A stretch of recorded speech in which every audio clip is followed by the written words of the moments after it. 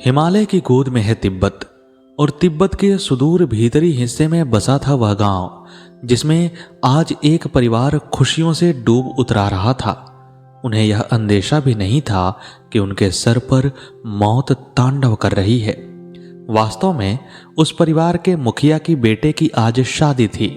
वे इतने खुश थे कि उन्होंने उस छोटे से गांव से कम 80 लोगों को अपने यहाँ निमंत्रण देकर बुलवा लिया था। वहां पर मंगल गीत गाए जा रहे थे, सभी हर्षोल्लास से झूम रहे थे।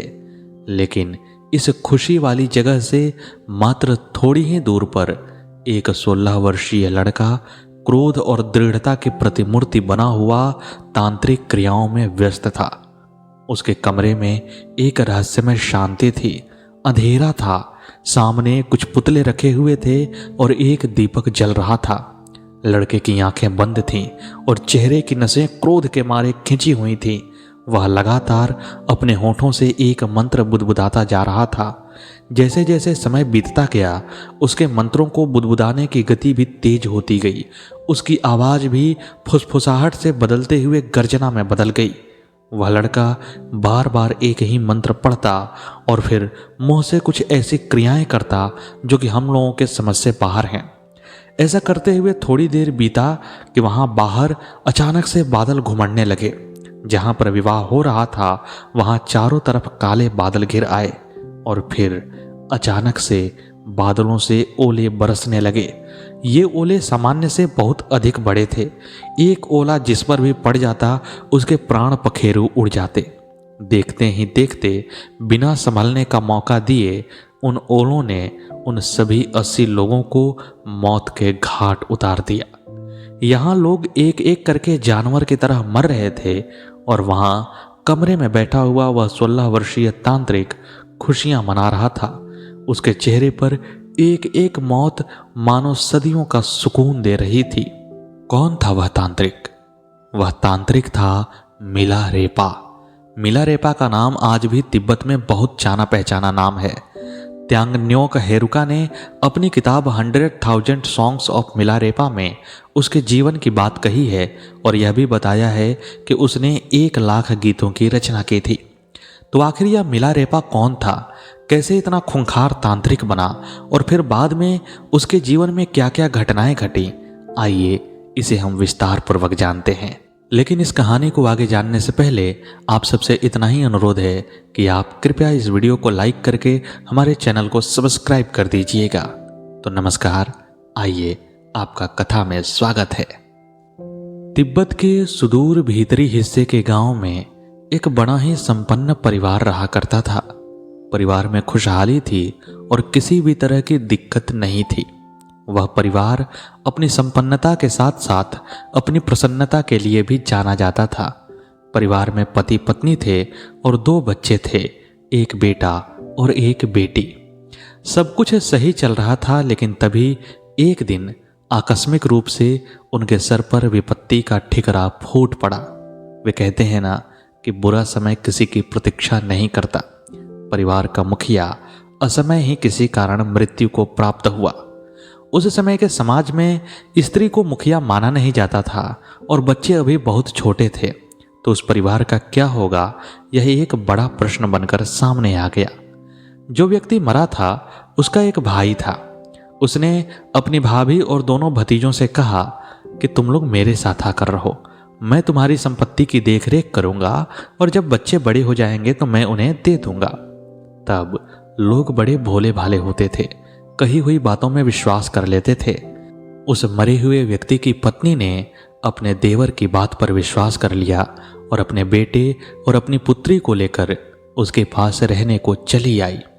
पहले तो वह व्यक्ति बड़ा ही प्रसन्न मुख होकर उन लोगों के साथ अच्छा व्यवहार रखता, उन्हें सम्मान की दृष्टि से देखता और बड़े ही इज्जत के साथ उनसे बात करता। लेकिन धीरे धीरे जब उसने पूरी संपत्ति अपने नाम करा ली तो फिर वह उन लोगों के साथ अपने वास्तविक व्यवहार पर आ गया। वह उनसे नौकरों की तरह व्यवहार करने लगा। वह कभी कभी लड़के की मां के साथ बदतमीजी भी कर देता और बहन को भी मारता पीटता रहता था। लड़का यह सब देखकर क्रोध से भरा रहता। वह धीरे धीरे युवा हो रहा था, उससे यह सब बर्दाश्त नहीं था।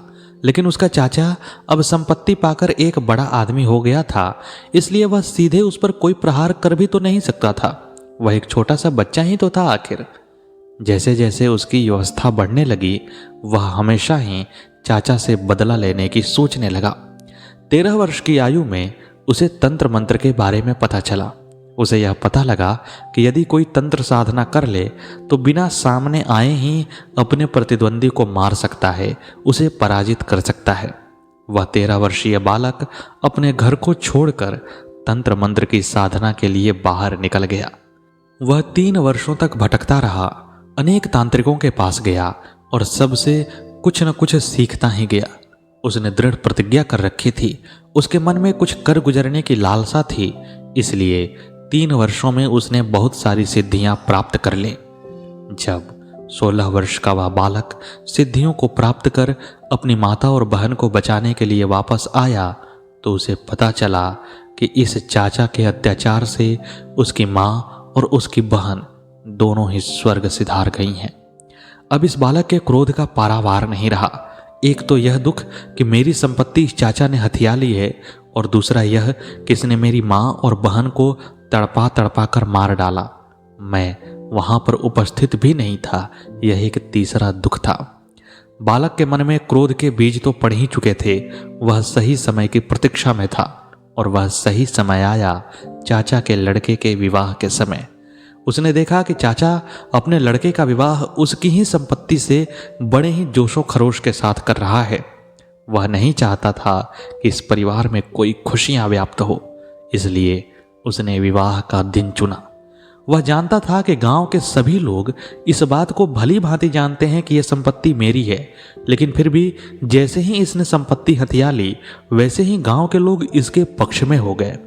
इस कारण से उस लड़के के मन में अपने गांव वालों के प्रति भी भयंकर क्रोध था। वह ऐसे ही समय की प्रतीक्षा में था जहां पर पूरा गांव एक साथ इकट्ठा हो।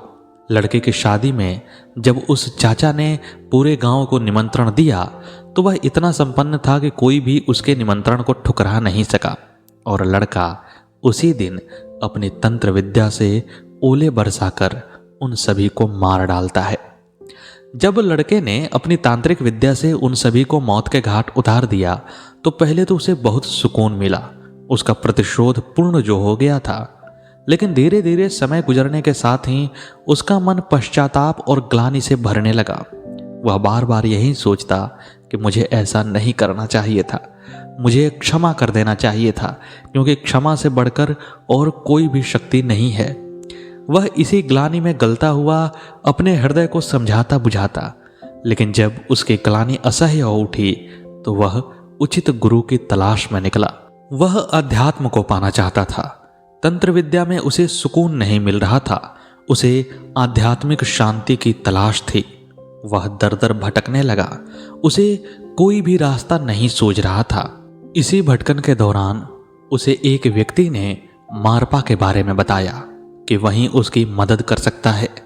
मारपा के बारे में खास बात यह थी कि वह 3 बार भारत की यात्रा कर चुका था। वह मशहूर गुरु नरोपा का शिष्य था। उससे उसने कई तरह की शिक्षा प्रणालियां और लिखित ज्ञान सीखे थे। उसने तिब्बत भाषा में अनुवाद भी किया था, जिससे कि उसे वहां पर अनुवादक भी कहा जाने लगा था। यह सब जानकर वह बच्चा मारपा की खोज में निकल पड़ा। वह प्रसिद्ध तांत्रिक लड़का और कोई नहीं बल्कि मिलारेपा था, जिसके बारे में तिब्बत में आज भी लोग खुलकर बातें करते हैं। जब मिलारेपा उस शहर के पास पहुंचा जहां मारपा रहता था तो उसे कुछ बच्चे मिले। उसने उनसे पूछा कि वह अनुवादक मारपा कहाँ है। एक बच्चे ने कहा, मेरे साथ आओ, मैं जानता हूं कि वह कहाँ है। बच्चा उसे एक खेत में लेकर गया जहां मारपा जमीन जोत रहे थे। मिलारेपा को देखकर मारपा ने जमीन जोतना बंद कर दिया और उसे देसी शराब देते हुए कहा, इसे पी लो और फिर जमीन जोतने के काम में लग जाओ। मिलारेपा ने शराब पी और जुताई के काम में लग गया। कुछ देर बाद मारपा तो वहां से चला गया, लेकिन वह बच्चा वहीं खड़ा रहा। जब मिलारेपा ने जुताई का काम पूरा कर लिया तो वह वहीं एक तरफ हैरानी से भरा खड़ा हो गया, क्योंकि उसे पता ही नहीं था कि अब क्या करना है। तब वह बच्चा उसके पास आया और बोला, अब तुम अंदर आ सकते हो। वह बच्चा उसे मारपा के घर में ले गया। तब उसे एहसास हुआ कि वह दरअसल मारपा का ही बेटा था। फिर मारपा ने मिलारेपा से कई तरह की शारीरिक गतिविधियां करवाईं। कुछ देर के बाद मिलारेपा ने झुककर मारपा से कहा, मैं आपसे धर्म की दीक्षा चाहता हूं। मैं एक ऐसी प्रणाली, ऐसी क्रिया की तलाश में हूं जो मुझे इसी जन्म में ज्ञान दे दे और मेरे बंधन को तोड़ दे। मैं अगले जन्म के फेर में नहीं पड़ना चाहता हूं। मैं आपको अपना शरीर, अपना दिमाग और अपनी बोली सब कुछ अर्पण करता हूं। कृपया इसके बदले में मुझे खाना, कपड़े और ज्ञान दें। यह वाकई एक खूबसूरत बात मिलारेपा ने कही थी। जो लोग अक्सर मारपा के पास जाकर यह कहते थे कि हम अपनी आत्मा देते हैं, वह वास्तव में गलती करते थे। आखिर जो आपकी है ही नहीं, उसे देना तो बहुत ही आसान है। उसे कह देना कि वह मैं आपको देता हूं कितना आसान है। लेकिन जो आपके पास है उसे देना बहुत ही मुश्किल है। अगर आप अपने गुरु को कुछ समर्पित करना चाहते हैं तो अपने शरीर, दिमाग और बोली से बढ़कर कुछ और हो ही नहीं सकता है। मिलारेपा की बात सुनने के बाद मारपा ने उसकी ओर देखा और फिर उससे कहा, तुम अपना शरीर, दिमाग और बोली मुझे दे रहे हो। इसके बदले में मैं तुम्हें खाना और रहने की जगह ही दे सकता हूँ। ज्ञान के लिए तुमको किसी और को देखना होगा, या तो फिर मैं तुमको ज्ञान दे सकता हूँ और रहने व खाने का अपना इंतजाम तुमको कहीं और से करना होगा। यह तो तुम्हारी इच्छा पे है। यह सब सुनकर मिलारेपा ने कहा, ठीक है, मुझे आपसे ज्ञान चाहिए। मैं अपने खाने और रहने का बंदोबस्त कर लूंगा। इतना कहकर वह बाहर भिक्षा मांगने के लिए चला गया। मिलारेपा एक जोशीला व्यक्ति था और जो भी करता था उसमें कुछ ज्यादा ही कर बैठता था। वह बाहर भिक्षा मांगने चला गया और काफी दूर दूर तक भीख मांग करके बोरे में गेहूं जमा कर लिया। दरअसल वह एक ही बार में साल भर का खाना जमा कर लेना चाहता था ताकि मारपा के साथ बैठकर धर्म और ज्ञान की बातें सुकून के साथ सीख सके। उसने बहुत सारा गेहूं जमा कर लिया, जिसमें से थोड़ा गेहूं बेचकर उसने खाना बनाने के लिए पारंपरिक 4 मूठ वाला तांबे का एक बर्तन खरीदा। गेहूं के भारी बोझ के साथ वह मारपा के घर वापस आया और धड़ाम की आवाज के साथ उसने गेहूं का बोरा नीचे रखा। जब मारपा ने यह आवाज सुनी तब वह दोपहर का खाना खा रहा था। वह खाना खाते हुए बीच में से उठकर बाहर आया और बोला, लगता है तुम बेहद गुस्से में हो। इस गेहूं के बोरे और बर्तन की आवाज से तुमने पूरे घर को दहला दिया। लगता है कि अपने चाचा के घर की तरह तुम इस घर को भी बर्बाद कर दोगे। बस बहुत हो गया, अब निकल जाओ यहां से। यह सुनकर मिलारेपा गिड़गिड़ाने लगा, आपने मुझसे अपना खाना लाने को कहा था तो मैं ले आया, लेकिन यह बहुत भारी था, इसीलिए रखते समय मुझसे यह संभल नहीं पाया और धम से बोरा नीचे आ गिरा। मारपा ने कहा, नहीं, तुम्हारे रखने का तरीका सही नहीं था। तुम खाने को इस तरह फेंक नहीं सकते।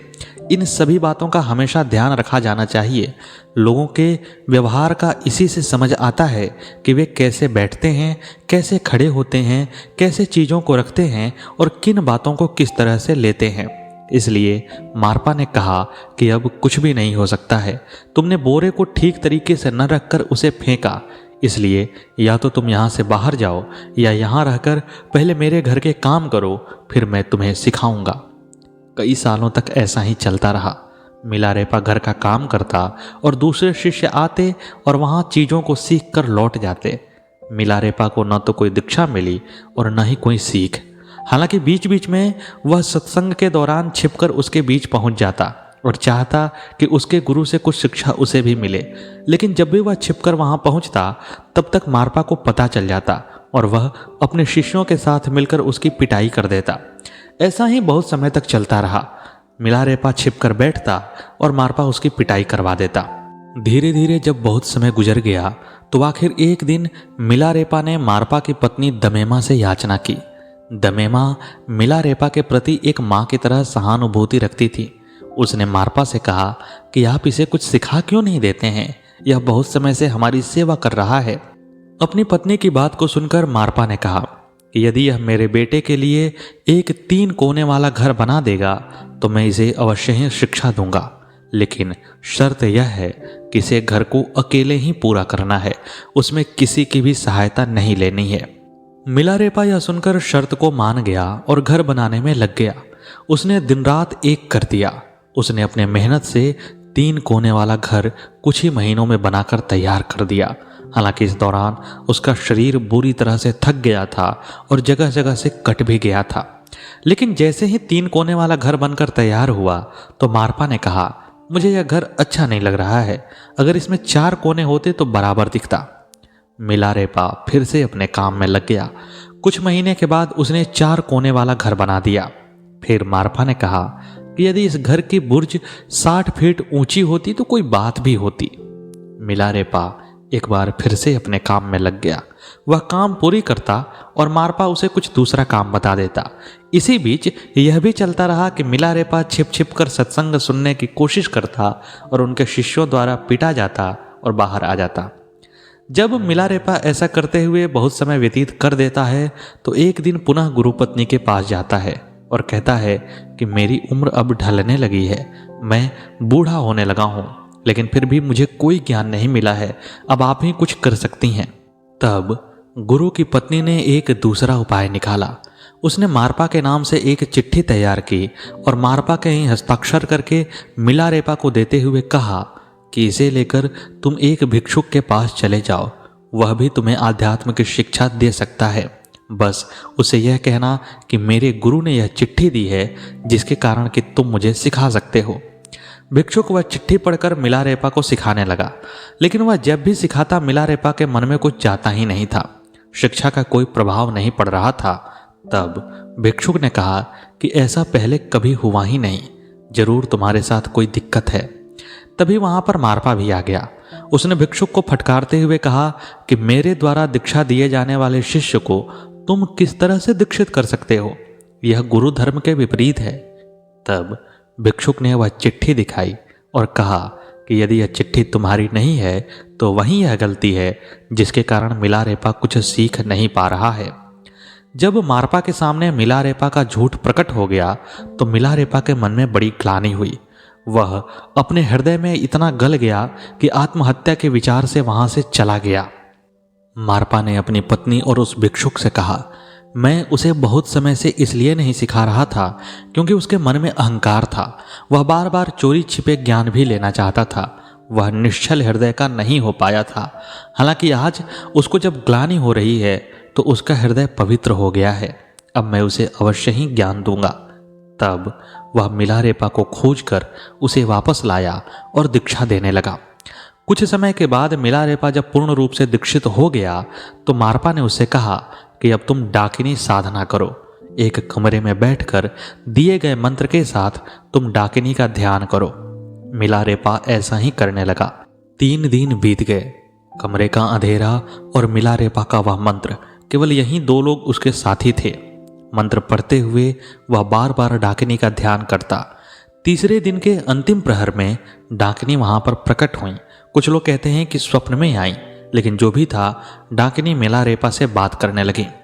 मिलारेपा से बात करते हुए डाकिनी ने कहा कि तुम अपने गुरु मारपा से कहो कि उसके पास जो पूरी शिक्षा है, जो आखिरी शिक्षा है, वह भी तुम्हें दे दे।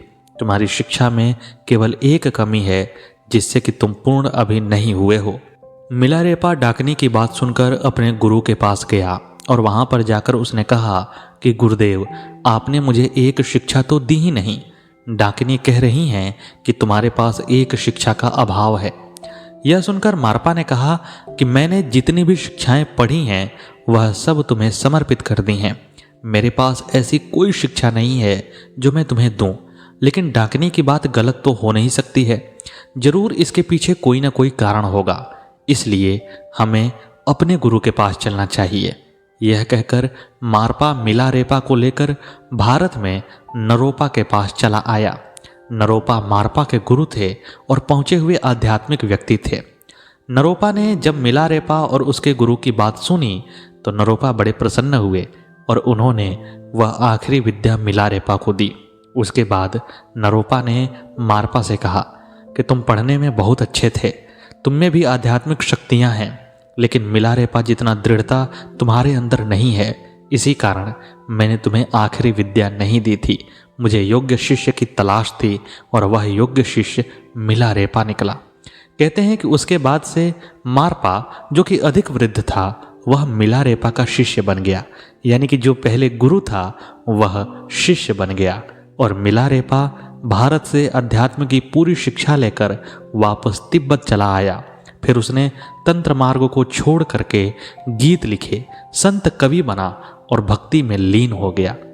त्स्यांग न्योक हेरुका की किताब 100,000 सॉन्ग्स ऑफ मिलारेपा इस बात की पुष्टि करती है कि मिलारेपा ने अपने जीवन में 1 लाख गीतों की रचना की थी। इस कारण उसे संत कवि कहा जाने लगा। लाइफ ऑफ मिलारेपा किताब में भी मिलारेपा के गीतों का वर्णन है। तो दोस्तों, यह एक ऐसी कहानी थी जिसमें एक तांत्रिक तंत्र विद्या के ऊपर आध्यात्म साधना को तरहीज देता हुआ अपना जीवन पूर्ण करता है। कैसी लगी आपको यह कहानी हमारे कमेंट बॉक्स में अवश्य बताइएगा। मिलते हैं अगले वीडियो में अगली प्रस्तुति के साथ। तब तक के लिए नमस्कार।